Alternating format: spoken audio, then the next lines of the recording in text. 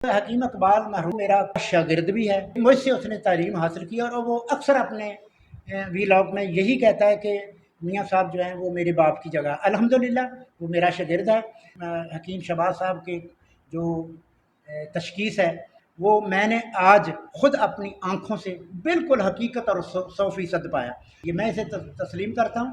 یہ بلوچستان سے، سندھ سے، کے پی سے، کراچی سے جتنے بھی یہ مریض آئے ہیں میں نے خود دیکھا ہے، جو انہوں نے ایسے ہاتھ صرف 2-3 سیکنڈ میں ہاتھ دیکھ کر بتایا ہے، ان لوگوں نے وہی تسلیم کیا، اور جب میں نے بھی ان کی نبض دیکھی تو وہی چیز تھی۔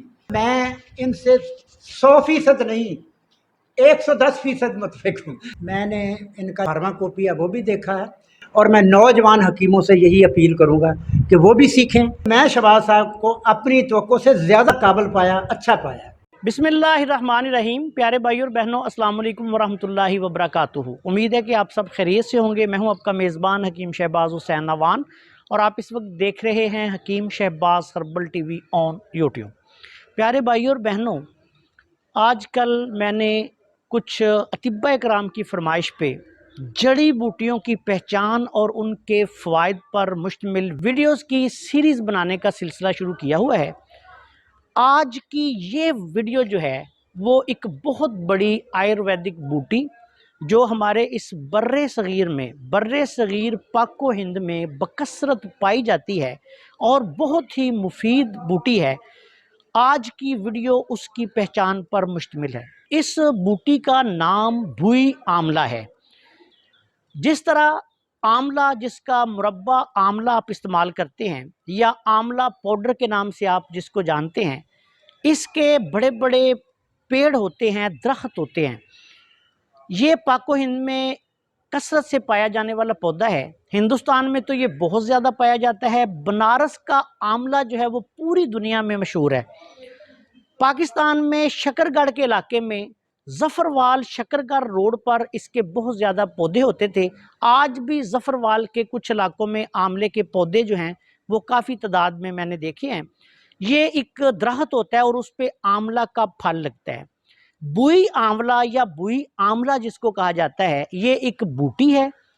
اس کے پتے بالکل آملے کے مشابہ ہوتے ہیں، اور بالکل آملے کے طرح ہی اس پہ چھوٹے چھوٹے پھل لگتے ہیں جن کو چھوٹا آملہ کہا جاتا ہے۔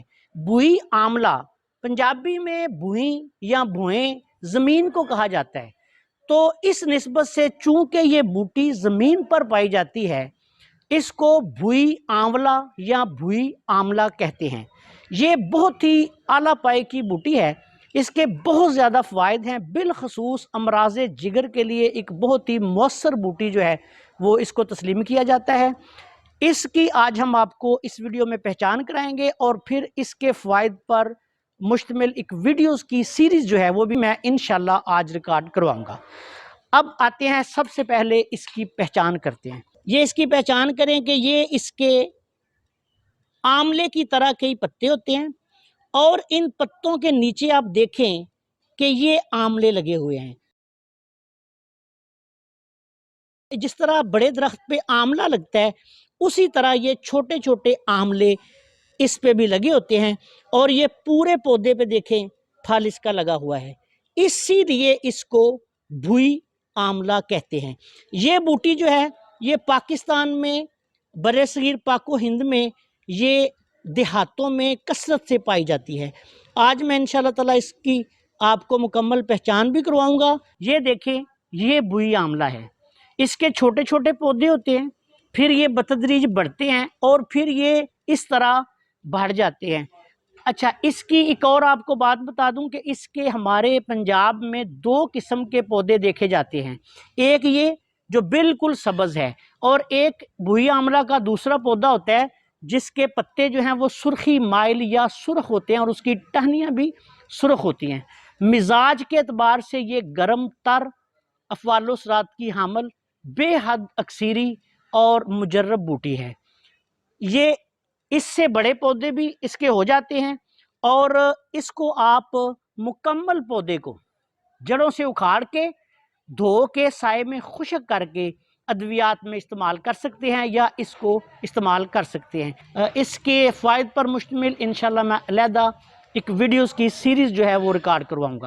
آپ سے گزارش ہے کہ اگر آپ نے ابھی تک ہمارے چینل کو سبسکرائب نہیں کیا تو چینل کو سبسکرائب کر لیں اور ہماری ان ویڈیوز کو اپنے دوسرے دوستوں کے ساتھ شیئر بھی کر دیا کریں تاکہ وہ بھی ان سے فائدہ اٹھائیں۔ السلام علیکم ورحمۃ اللہ وبرکاتہ۔